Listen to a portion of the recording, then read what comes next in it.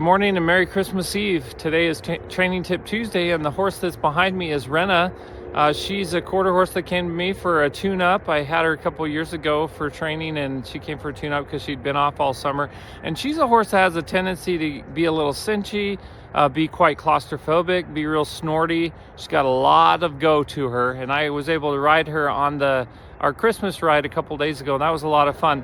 And you see I have a rope on her leg, and I'm just going to start working on some yielding to rope pressure. And I've done that quite a bit with her, but I just thought I'd tune her up a little bit more with that this morning on Christmas Eve. And today for Training Tip Tuesday, I want to talk about helping a horse learn to overcome claustrophobia. I think one of the biggest issues that horses have is they get very claustrophobic. Whether we put a saddle on them or we sit on them, they can be real nervous and claustrophobic and feel trapped. And when a horse feels trapped, they're going to do a number of things if they're not used to feeling trapped and not relaxed to that.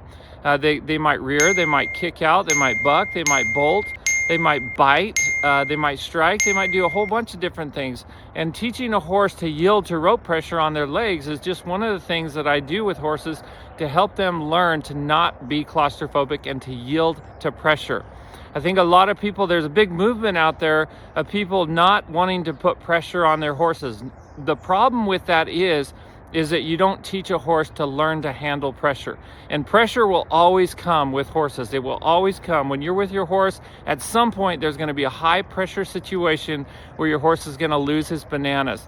And if you don't teach them to handle high pressure situations in these contained environments like this, like I'm doing with her in my round pen, your horse is gonna eventually have a big accident. I think most accidents can be avoided, and with horses, and one of the things that we can do to teach them to not overreact to pressure is teach them to yield to rope pressure on their legs. Hope you guys have a great day and a very Merry Christmas.